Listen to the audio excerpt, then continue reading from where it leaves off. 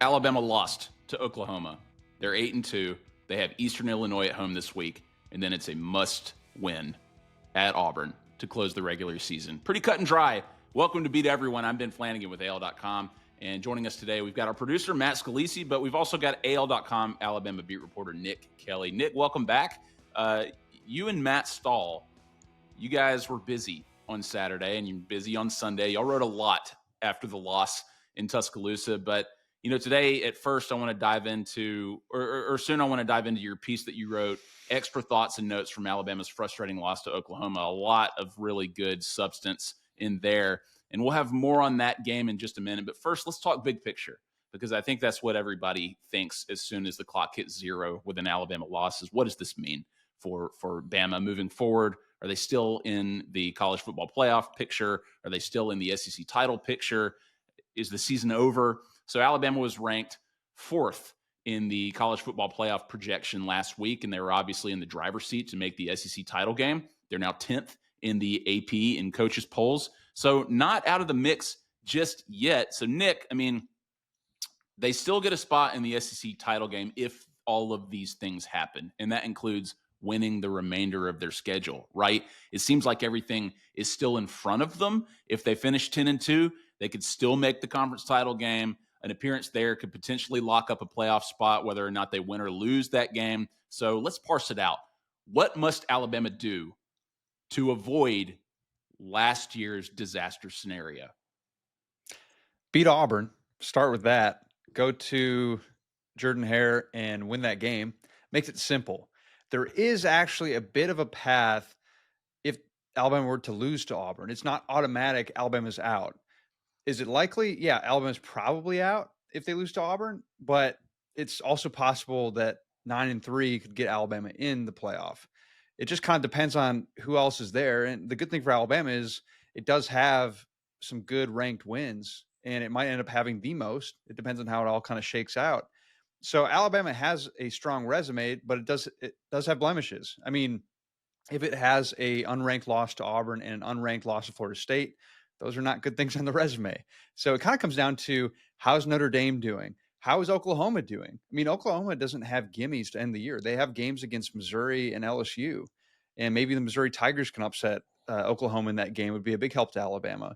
So yeah, you kind of have to see how those teams around that bubble do, because there is a small possibility that Alabama could make it, even with a loss to Auburn. But just don't worry about that. Don't put your fate in the hands of the committee. Win the game, take care of business. You're in the playoff. Yeah, but if they lose to Auburn, it's a carbon copy of 2024, is it not? They're 9-3. They have multiple bad losses to unranked teams, and then they're on the outside knocking on the door, whining, clamoring to get in, hoping that they don't get ousted by some lesser team, quote unquote, who happen to either win their conference championship or be runner-up in their conference championship, something that Alabama couldn't do. So you're right. As long as they take care of business, which is obviously easier said than done, Matt, then they're not going to make the playoff, plain and simple. I like playoff discussion aside, I like your comparison to last year, Ben, because, and here's what I would say, maybe to go further with it. They've lost to Oklahoma both of these years, and this was a better Oklahoma team than the one that they lost to a year ago. But Ben, if I told you would you rather lose to Vanderbilt or Auburn? I don't think it's, losing to Vanderbilt is embarrassing. I don't think we would have much of a two-sided debate in this amongst the Alabama fan base. You got to beat Auburn, and you especially got to beat Auburn when they are bad, when they are so bad that they fired their coach mid-season. This is beyond you don't want to have regrets. You don't want to leave this one on the table. And what is rough for Alabama is we all know that at least for the first few minutes of that game, it's going to feel like the Super Bowl in Jordan-Hare Stadium. It is going to be incredibly intense and loud. The Auburn players are going to be juiced up with the power of Auburnness, whatever it is that makes that program absolutely motivated beyond its normal capacity when they play Alabama. It's going to be there at the start of that game, and you have to put it away early. And if you don't, then we've seen what happens the last 2 times Alabama let Auburn hang around in that stadium. It came down to the very last play, and it took essentially a miracle to win it. I think this is a good Alabama team, Ben. And I think we want to, if you are a fan, you want to see them win it on the field. You don't want to see them back into anything. But yes, they have put themselves in the one position that you don't want to put yourselves in if you're an Alabama football team. We've been dreading this for weeks. We've been saying it out loud and saying that this is the absolute disaster scenario for Alabama. The last thing they wanted to do is go into Auburn 9-2 with a must-win inside Jordan-Hare Stadium, which, as you just said, weird things happen. Saban called the place haunted. You've called it. You coined portal to hell is what Jordan-Hare Stadium is. So, look, I mean, SEC title game aside, because it seems like Alabama still gets in the SEC title game if all of these things happen, right? Like if they win out, if A&M loses, if Ole Miss loses, if their strength of schedule is better than Georgia's. Seems like we're a ways away from determining all of that. But Nick, Matt just said this isn't a good Auburn team. They fired their coach. They've struggled all year. This is a good Alabama team. From Alabama's perspective, that's when they want to play Auburn, when they have nothing to play for. But turns out they have a lot to play for now because they could ruin Alabama's season. The shoe has been on the other foot before. I think back to like 2010 when Cam Newton came into Tuscaloosa and Alabama could have beaten them and ended his Heisman campaign and ended their national title hopes, and it didn't work out, obviously. How do you currently, not to look over Eastern Illinois because weird things can obviously happen, but how do you currently seeing the Iron Bowl playing out now? What does this matchup look like on paper? I mean, blood is in the water. It was kind of like if follow the shark metaphor, the shark was just swimming along, nothing noticeable. And all of a sudden these glazed over eyes are alert because there is blood in the water. I think if you talk to any Auburn fans, even this weekend, just being around Auburn fans, if you saw anyone, like they had renewed energy now that Alabama could be kept out of the playoff with that game. I mean, a lot of them have kind of checked out for the season, but now that this game means something, that place is going to be rocking it. And Matt, I think that I would actually say you're wrong about the Super Bowl metaphor. I think it's going to be better than the Super Bowl because the Super Bowl is a corporate. Yes, famously, the Super Bowl environment. crowds actually suck. Yes, you're right, Nick. Yeah, so it's going to be much more intense than a Super Bowl. So yeah, I think that it's so fascinating how this has given a purpose to this game that I don't think it would have had before for a lot of Auburn fans, and I'm sure those players and those coaches that have extra energy to want to go win this game because not only would it be big, it might win DJ Durkin the job. Like if he wins that game, he might end up getting hired because of it. So there's a lot at stake now, and there's a lot of energy that, like you said, Ben, it's the nightmare scenario for Alabama fans.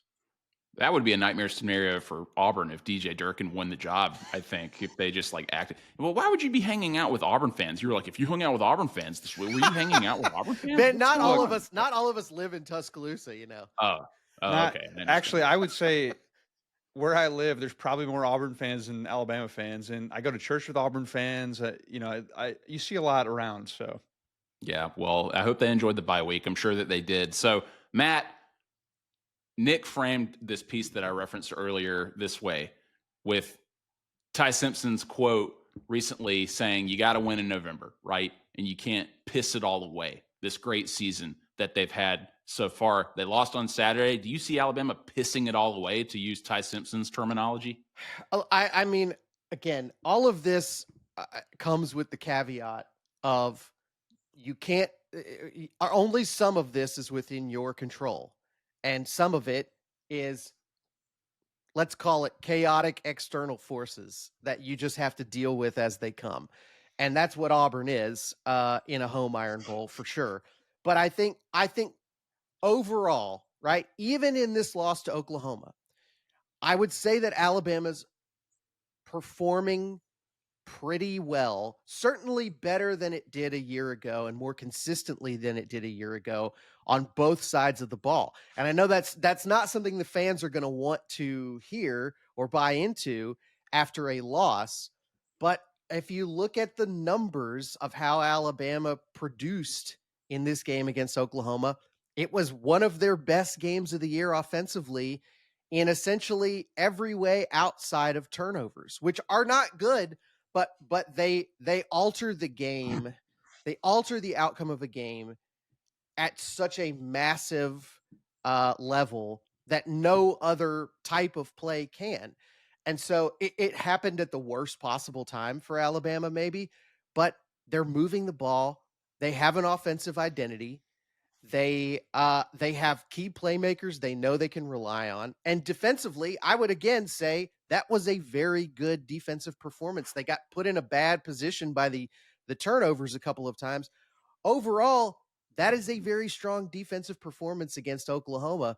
So, look, you can't have turnovers like that again. You're going to lose to almost anybody if you turn the ball over as many times as Alabama did against Oklahoma. That said, outside of that, Alabama has a lot more going for it right now than they did this time a year ago. And I think Auburn, you would less be able to say that about Auburn. Auburn has what appears to be, similarly to Oklahoma, a very strong defensive front. They can get after a passer. They're great at stopping the run. Offensively, they did maybe start to find some things against Vanderbilt. You know, I think they have less of a sort of vulnerable situation at quarterback now. They don't have a guy who's just sort of standing there in the pocket and doesn't seem to see the field.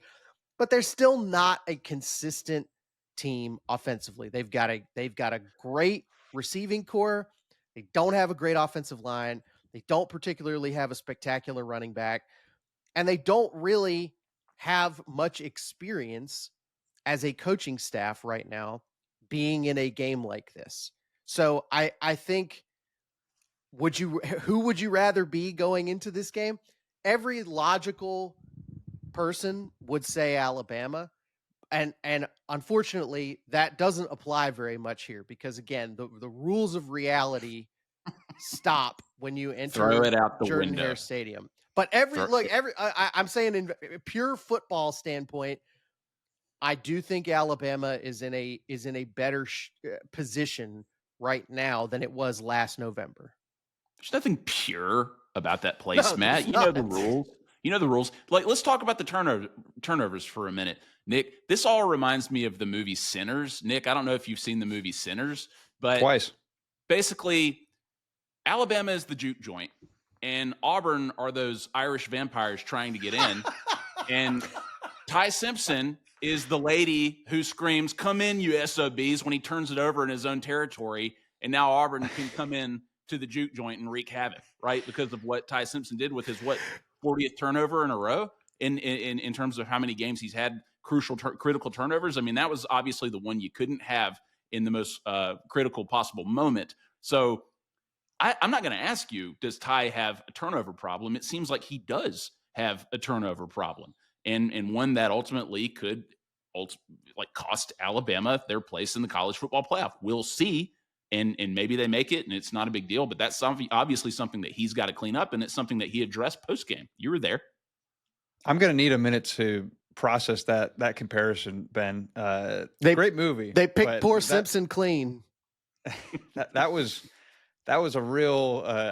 If you would have asked me before we recorded this, how many different or what you would compare Alabama's turnover problems to in that game, I would not have guessed that movie. But anyway, that's where we are now. The stakes are high. It's life or death.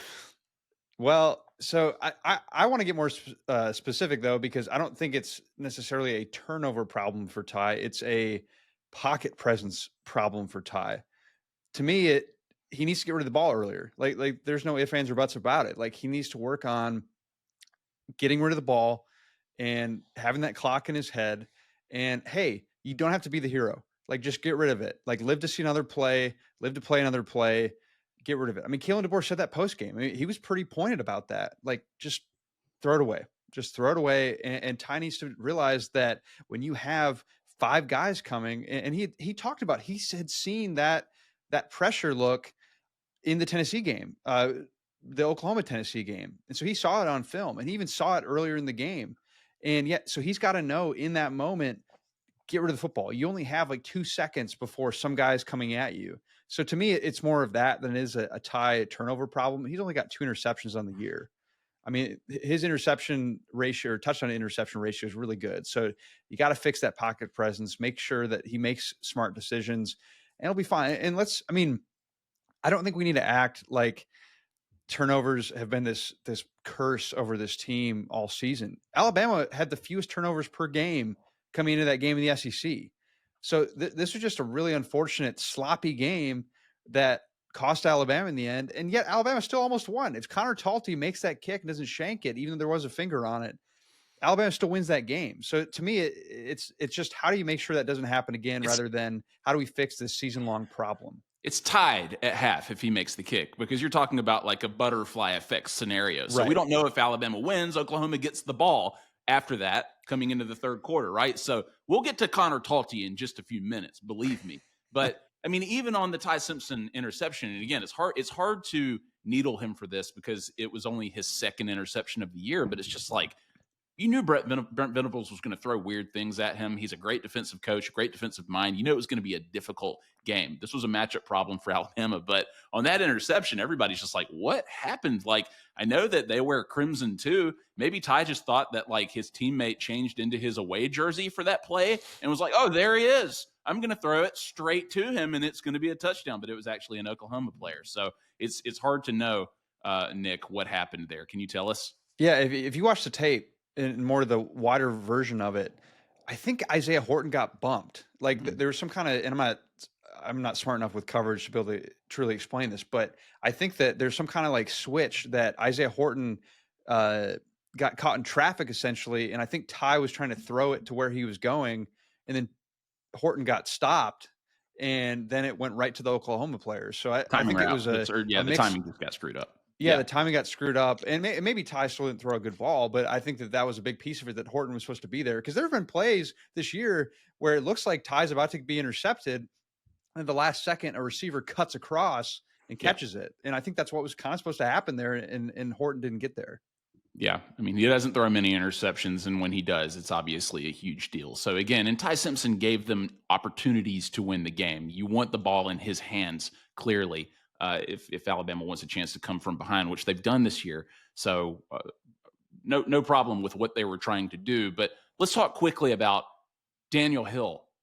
So, Nick, you gave Daniel Hill a game ball in your piece. He had 15 carries for 60 yards, 2 touchdowns. He averaged 4 yards a carry. Jam Miller, Alabama starting running back, 9 carries for 27 yards, 3 yards per carry.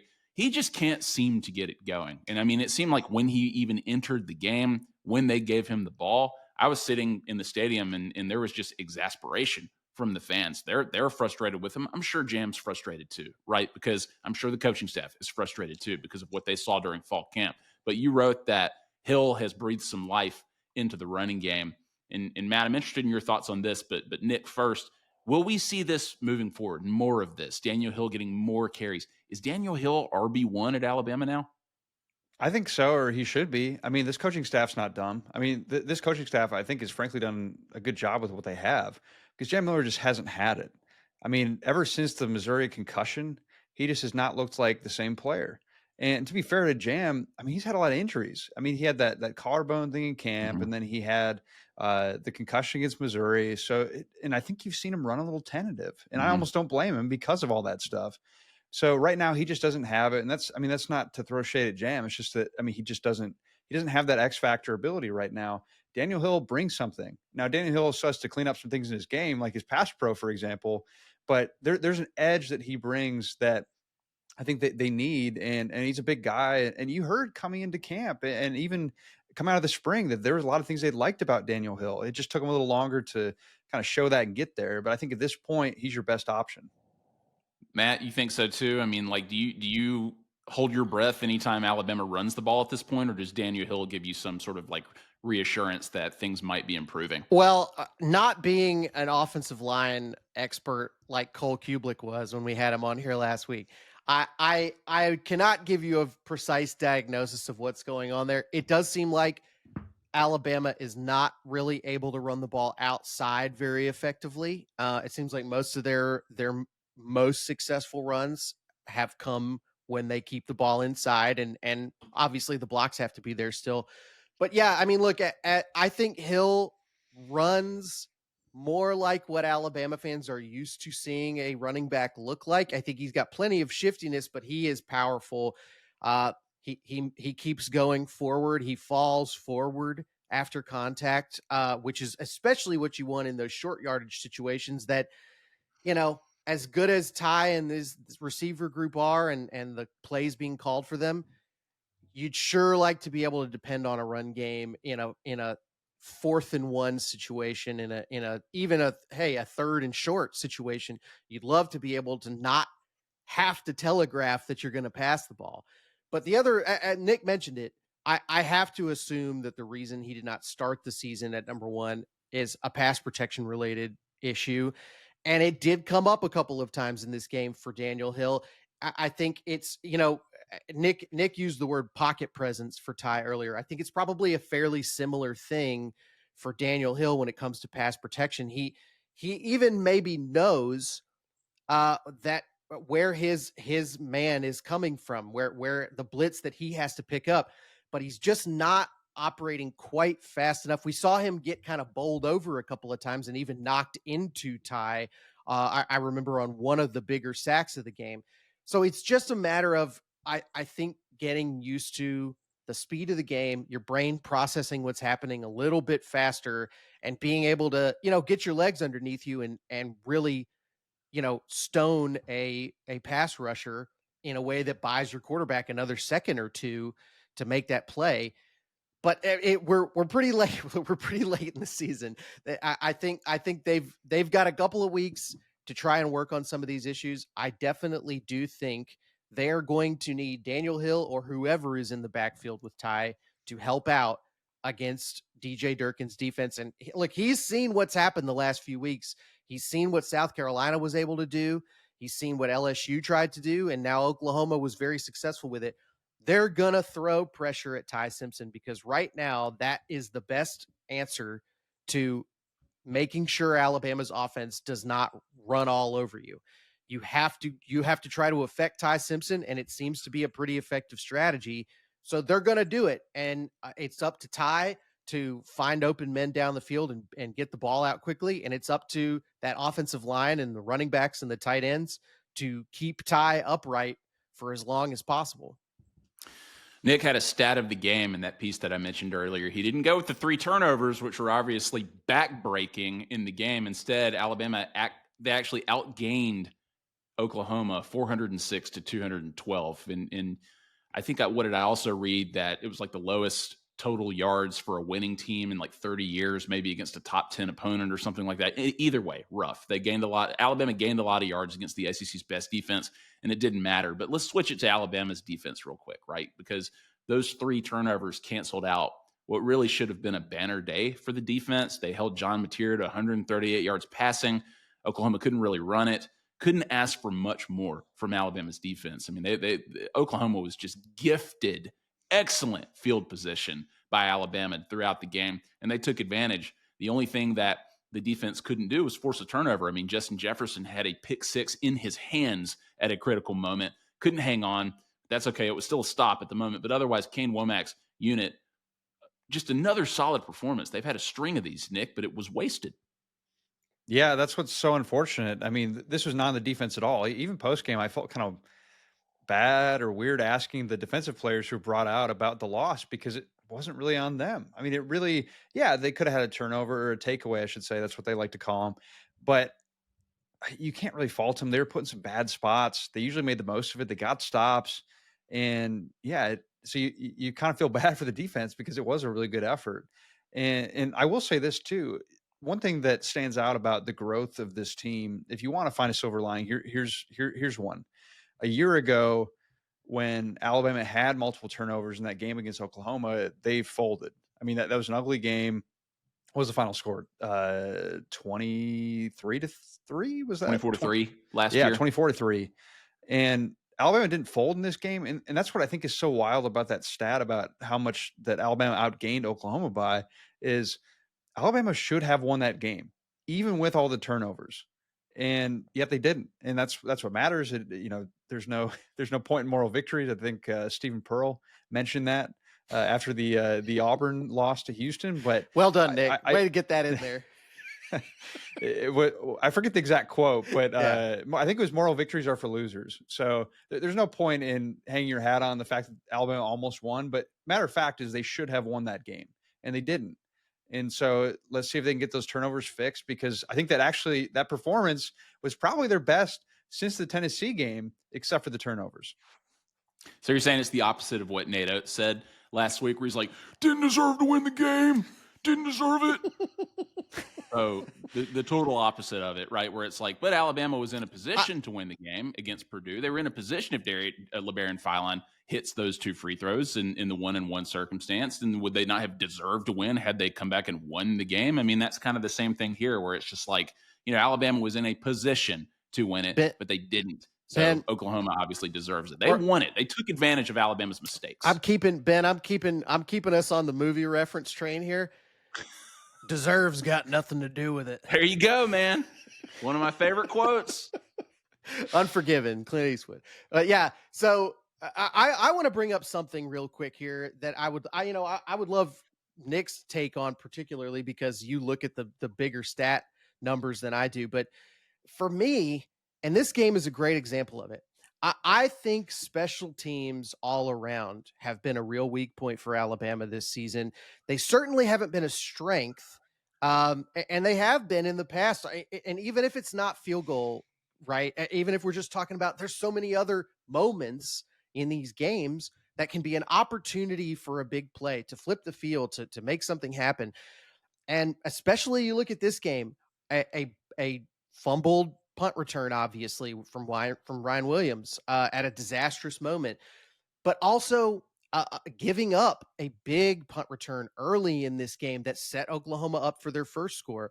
I think overall, on top of the big mistakes, they just haven't ever really brought anything big to the table for Alabama. There's no big punt return game. I mean, all respect to Cole Adams and his ball security. Cole Adams is not an X factor. He is not Cole Adams is essentially a box that punts land in, and then the ball is down. Okay. Good. That's fine. It's better than some of the alternatives, but there is no positive X factor coming out of special teams for this Alabama team. All right, but you saw what happened when someone tried to make a play on a punt return. But I'm not even putting it all on Ryan Williams, right? I understand that, but I'm just saying that's Cole Adams' value. Yeah, sure, but Cole Adams.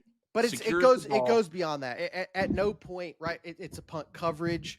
It's the kickoff returns. I would say have been far less than ideal. There's a lot of kick returns that Alabama sort of I would say bafflingly decides to return and maybe ends up coming up well short of the 20.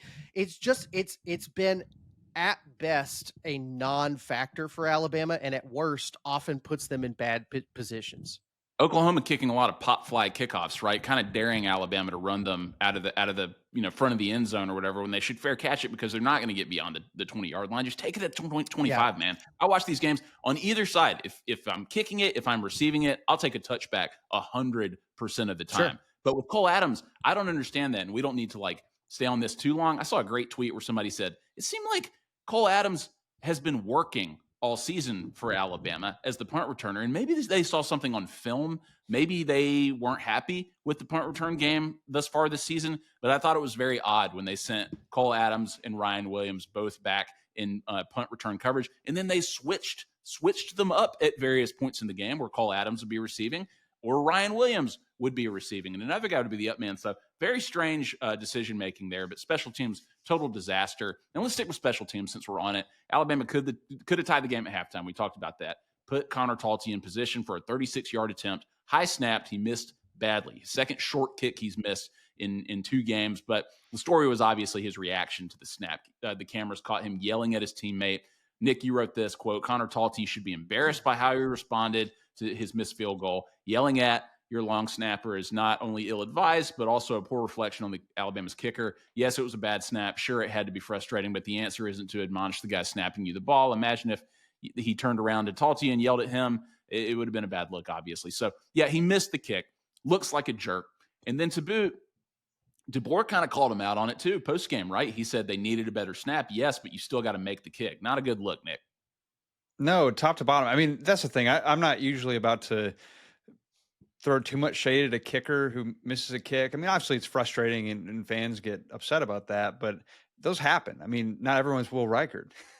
So, but to me, it's the response and the fact that he decided to take it out on his long snapper. Like, that's just not, don't do that. I mean, if you want to talk to him about it on the sideline or something later, like that's fine, but don't let your issues come out in your interaction with the long snapper, because you all need to work together. The holder, snapper, and kicker need to have some really good chemistry, and they work together all the time. So yelling at him in that scenario, it's just a bad look. And that's where I think he deserves essentially the blame and the criticism, because you shouldn't do that. And obviously he needs to kick better too. So I think that top to bottom, there's just an ugly moment. And I'm sure that Connor Talty, there's just some emotion. He's frustrated when he has missed kicks. And this has not been, I think I saw something earlier that he hasn't gone a game without missing a field goal since Wisconsin, maybe.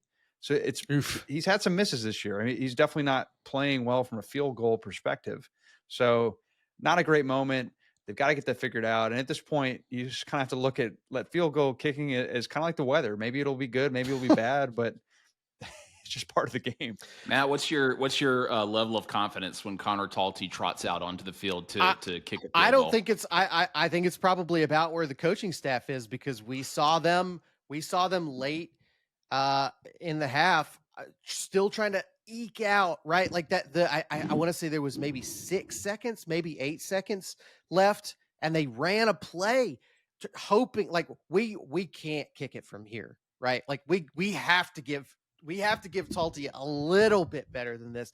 I mean, it was such a risk to take because they didn't feel confident in him, and they needed to give him every possible advantage to try to make that kick. And yeah, I mean, I just want to I don't want to belabor the point. I saw a tweet from Cole Kublik, our friend, in the moment when that happened, and I have to read it on the show. Cole said, "If I'm looking through my legs, snapping a football, then trying to block multiple 300-pounders, which, by the way, one of them leapt over this guy's body shortly after the snap happened. I'll be damned if I need you puffing up in my face, running off the field after you shanked the kick." Very, very classic offensive lineman bowing up here from Cole. But I think But he's right. Yeah, it is. Everybody out there has a very hard job to do. And by the way, the holder, I thought, did very admirably, got the ball down and placed his job very, very quickly. It's what, this game, and talking about doubling up the other team's offensive production and still losing. It's kind of, if you can remove yourself as a fan, it's kind of one of the amazing things about the sport of football, because you can do so many things better than the other team. And little tiny things here and there can be the thing that takes you down. Nick, what was the explanation that you've heard about the guy jumping over the snapper to get a hand on the kick? We've seen a lot of Alabama fans since complain about that. Should have been a penalty, that kind of thing. Did you get any sort of satisfying explanation for that? I didn't. I mean, I think my sense is it's more about did he use the player to leverage himself? And I don't think he technically did. Yeah. So I think that's why they didn't flag it. I think he just box jumped over two offensive linemen, which props to him.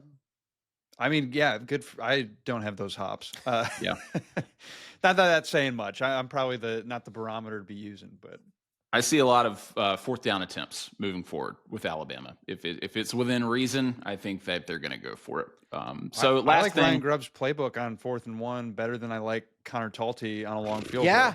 Hey, and look, the play everybody correctly identified was an old one they used against Washington State. That 4th down sort of reverse sweep. What a great play in a great moment, and just another sign that it's hard to fully ever give up on this Alabama offense. They have so much they can do well.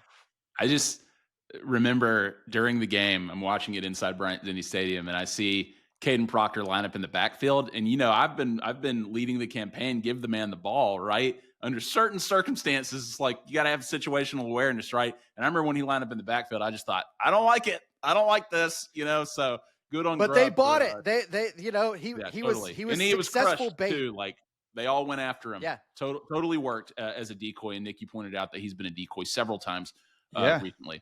So well, and it's worked because this is why Ryan Grubb is. You hear people talk about, hey, he's a great offensive coordinator, things like that. It's like, what does that mean? This is a great example of that. They gave Caden Proctor the ball in 3 straight games, and so it just seemed like they're going to do it every game. But what that does, he's playing chess, not checkers. Is that gives tape for other teams to look at that, hey, they're going to give Proctor the ball in this scenario, or you see him out there, they're going to give it to him, so that later on in the season you can fake it to him and then use another guy to go get the first down, get the score, whatever it is. Well, remember there was also another Proctor play earlier in the game where he was open wide running down the boundary, and that play got blown up, and so we won't know what would have happened had Ty Simpson thrown it to him. But last touchdown, thing, touchdown running a seam route, clear path. Nobody would have caught up to him. Last thing, Nick. Much was made of DeBoer looking hyped ahead of the Tennessee game. A lot of social media reaction to that. But once again, he came out looking pretty fired up for this, slapping the goalpost during the walkout. And you wrote that it carried over into the game. We're seeing more emotion out of Kalen DeBoer on the sideline. I know you're not a body language expert, but give it a shot here. Like, is he more comfortable now? Is the stress of everything getting to him? Like, how do you read the DeBoer we're seeing in 2025 right now? Yeah, I'm not an expert, but a few weeks back, I consulted someone who is a bit of a Kalen expert, and that's his really good friend, Curtis Riggs. And Curtis, who was his college roommate to this day, he's been to a bunch of Bama games this season. Curtis said that Kalen has always had this, meaning like this isn't not Kalen, like he's not being not himself. It's the best way to look at it is it's a tool that he has in the toolbox that if he needs to break it out, he will. And he feels this team needs emotion, it needs energy, it needs that edge. And so I think that he feels that he needs to bring that himself. And so you've seen more of that. Not only did he slap the goalpost once, that was what he did at the Tennessee game. He did it 3 times in this game. So he's bringing his energy up because clearly he thinks this team needs that. If he's showing emotion, everybody should, right, at this point. All right, well, thanks, Nick. Read your work on AL.com. Follow you at _Nick Kelly on social media, AL.com beat reporter Nick Kelly. We appreciate you. And also thanks to Matt Scalisi for producing this and joining us today. And everybody, got to go check out these quizzes we're making from Beat Everyone. Are you a casual or are you an expert fan? Let's see what you got. Go check them out on all of our AL.com video on social media. You're gonna enjoy that, I think, and everything that they do. They capture everything on a game day, before, during, and after. It's really amazing stuff. And we'll be back on Wednesday to talk more and to really dive into Eastern Illinois. Thanks, everybody. We'll see you then.